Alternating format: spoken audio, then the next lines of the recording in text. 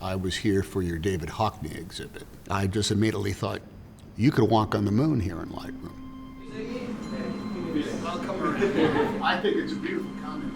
Tom Hanks came to see the Hockney show and was really inspired by it and really enthusiastic about taking people to space in that same room. So he sat with us and spoke to us for about 6 hours, just so passionately about space. To the moon. This was mind-blowing. The show evolved out of a series of really organic conversations between Tom and the wider creative team about what the show could be.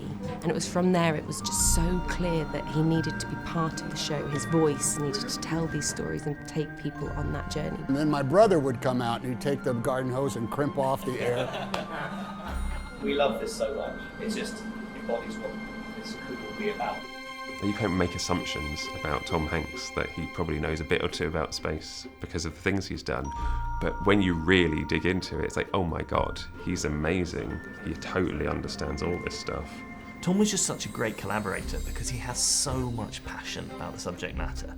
This is something that shaped him right from his childhood. I just turned 13 and there I was, about to watch human beings make an attempt to land on the moon for the very first time in our history. And so that voiceover from Tom and the way we developed that so that it was a casual conversation felt really key to the heart of what we're doing. The word companion is a nice one, yeah. Tom kind of represents all of us, really. So it's not NASA's moon, it's everyone's moon. We're on the surface.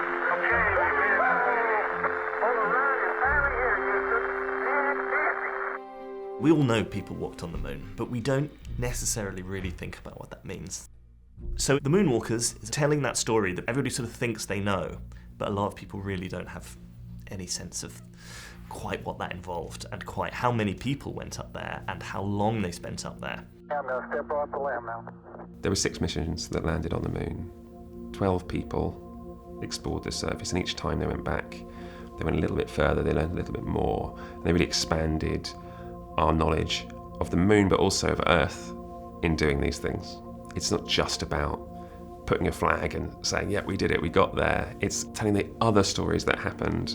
Hey, I just threw something. I hadn't hit the ground yet. We really want to tell the story about the people who spent days up there, camping out, eating, working, doing science, exploring, and driving around the moon.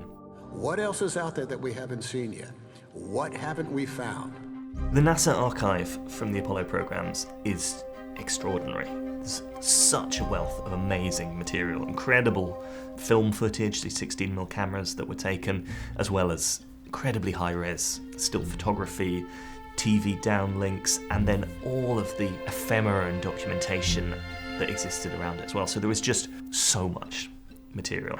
And we're ready to go to work deploying experiments. And a lot of it was shot for scientific purposes, which means there are fantastic long takes and unusual camera usage, which is just perfect for Lightroom. Every image that we are using is an image that was taken by a human being. Some human being pressed the shutter on a camera.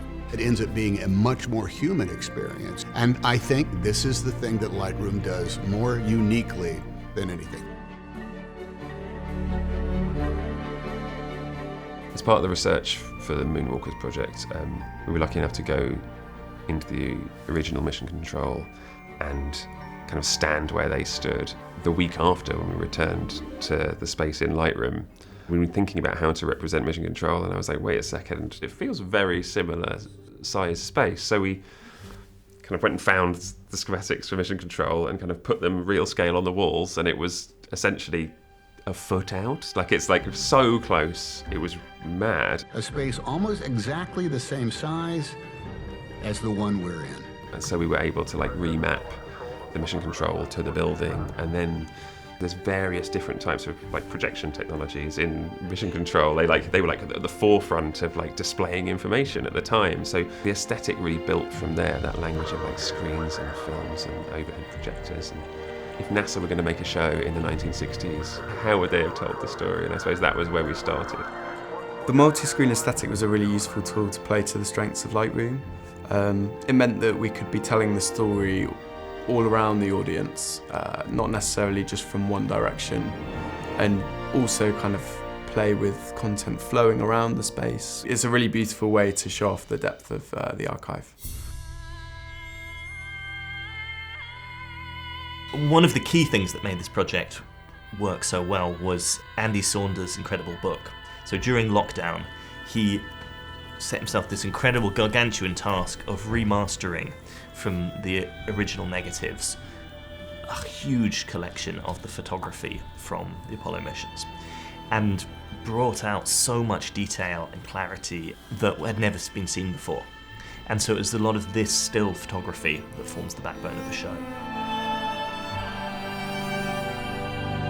One of the major things that we learned on Bigger and Closer is that it's really valuable to spend enough time in the space to watch things through at scale. Time kind of works slightly differently at scale, and when working on our computers, your perception of when the edit feels right is so different to when you're watching it on the walls. So part of the process, we spend quite a lot of time in the space watching the show so that the timing's kind of correct for the actual experience.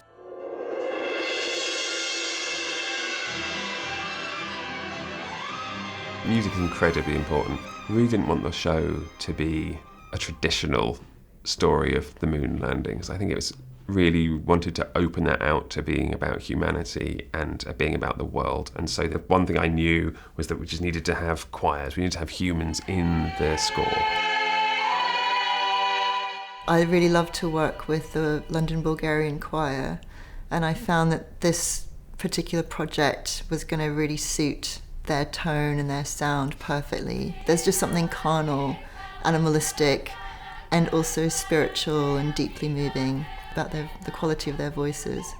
At the same time, I also wanted a very pure spiritual quality to the music, so I have another singer called Grace Davidson who is going to provide the beautiful, angelic, pure sound to contrast with the sound of the Bulgarian choir.